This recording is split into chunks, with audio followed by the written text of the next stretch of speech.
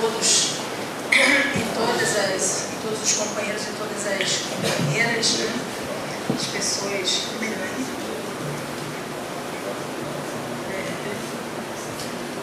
Os vícios do sindicalismo. Bom, boa tarde para todos os companheiros e todas as companheiras. Em primeiro lugar, bom, meu nome é Janira Rocha, né, sou deputada estadual, presidente do pessoal do Rio de Janeiro. Fui convidada pelo Paulo para participar desta mesa e não sou uma especialista no tema, venho mais participar como uma mobilizadora social do que propriamente como uma especialista do tema. Né? E a ideia, pelo menos que foi passada pelo Paulo, é que nós pudéssemos estar, ao final desse seminário, discutindo uma pauta que fosse capaz, uma pauta ampla, que fosse capaz de organizar e de mobilizar um conjunto de forças políticas para que efetivamente se faça alguma coisa frente ao verdadeiro massacre que está existindo na atual conjuntura, nesse momento, né, contra os dependentes químicos e em especial contra a pobreza. Né? Porque eu acho que esse é o principal debate que se tem que fazer, porque por que não está, esse salão não está mais cheio? Por que as pessoas não estão mais mobilizadas com esse debate? Por que lá na Assembleia Legislativa nós fizemos, né, audiências públicas, a gente tem feito vários fóruns com esse debate visando construir uma ação política mais efetiva. Mas, apesar de que o debate é muito rico, e eu acho que pela riqueza do debate já foi possível construir uma análise ampla e um diagnóstico da situação que nós estamos vivendo. Se nós olharmos para tudo o que foi discutido nesse último período, nós vamos estar identificando uma política nacional, digamos assim, que está colocada dentro do plano CRAC, que é uma política gestada pelo governo federal, que tem como objetivo, digamos, regular as ações, né, na área de saúde para esse segmento, e que é uma política já do plano CRAC que pressupõe o internamento compulsório.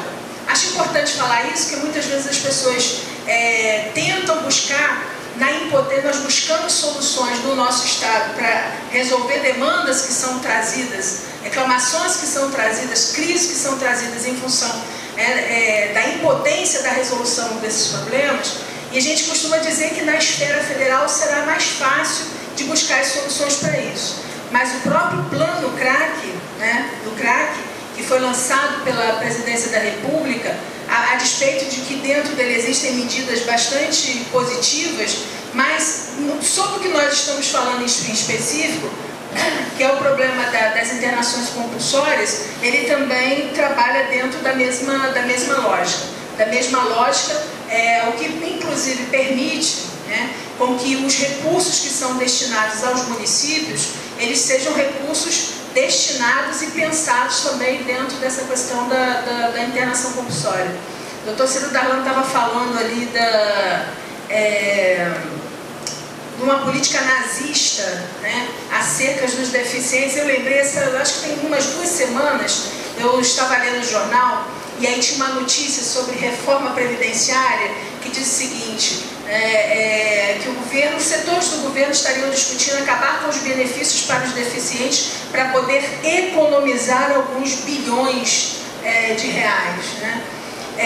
O senhor estava falando também sobre o problema do dinheiro, né, que fartamente vem sendo trazido aos municípios para se tentar construir uma política para esse setor. Aí eu lembrei de uma outra matéria também que eu vi na imprensa, que fala que o Tribunal de Contas da União dizendo que apenas 30% dos recursos que o governo federal manda aos municípios, apenas 30% desses recursos da área da saúde que vêm para os municípios são recursos onde se consegue ter um mínimo de fiscalização. Ou seja, 70% dos recursos que vêm, né, da área da saúde para os municípios, e aí para diferentes programas, não só o programa de dependência química, mas são recursos que muitas vezes você não tem condição nem de mensurar a sua utilização, porque ele simplesmente some e o tribunal não tem estrutura suficiente para fazer isso. Matérias de jornal, estão colocadas. Então, assim, esse debate, ele está atravessado pelo debate político e pelo debate econômico. E assim, a população, olha, frente a tudo que está colocado na grande imprensa, a forma como a grande imprensa, como a mídia leva essa discussão para dentro das nossas casas, é uma forma que faz com que grande parcela da população olhe com contentamento para a política higienista que vem sendo elaborada e que vem sendo implementada. E todas as vezes que chega uma notícia de que essa política higienista vai ser implementada de forma mais dura, como é o caso da questão das armas não letais, as pessoas olham para isso e elas gostam disso. Elas falam, não, mas que ótimo, eu fico, é impressionante, as pessoas gostam, elas falam, não, mas vai limpar a cidade, vai tirar os cracudos. Quantas pessoas aqui que estão aqui dentro desse espaço, ao entrar aqui na universidade e a ver a situação dos moradores de rua ali na porta da universidade, quantas pessoas já não pensaram, e aqui pessoas esclarecidas que estão imbuídas de fazer esse debate, como seria bom se aí na porta da universidade estivesse tudo limpinho. E é com essa lógica, é com essa ideologia que se trabalha. Você vê entrevistas que são feitas com as pessoas sobre as cracolândias, a forma como são apresentadas as cracolândias, e as pessoas, isso mesmo, tem que tirar. Então, é muito duro, é um debate muito duro de se fazer, porque mesmo as pessoas, muitas vezes, que são penalizadas, os setores mais pobres da população, que são penalizados, os setores mais, não estou nem falando da classe média que ama as coisas limpinhas, entre aspas, mas eu estou falando de mesmo os setores mais pobres da população, que são aqueles que têm os seus filhos, os seus familiares, tirados de dentro das suas casas, por falta de políticas públicas, que dessem trabalho, educação, saúde, transporte, saneamento, ou seja, a falta de políticas públicas para os setores mais pobres da população acabam marginalizando esses setores mais pobres de forma a que uma parcela deles vá para a rua.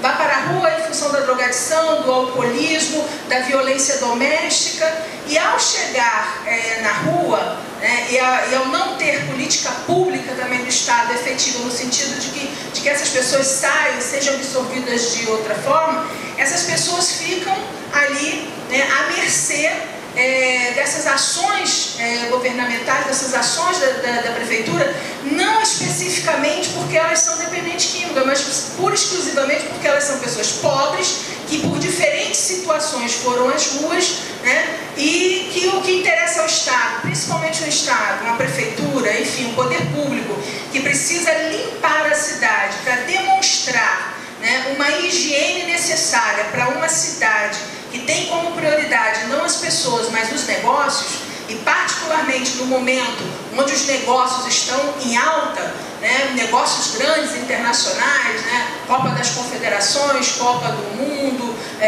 enfim, as Olimpíadas, as jornadas da Igreja Católica que vão vir aqui para o nosso estado, e isso, os grandes eventos, sem falar de uma condição estética que quer se criar na cidade, para permitir as intermináveis relações com as empreiteiras e tal. Então, é um modelo de cidade que precisa ser higienizado, que precisa ser limpo.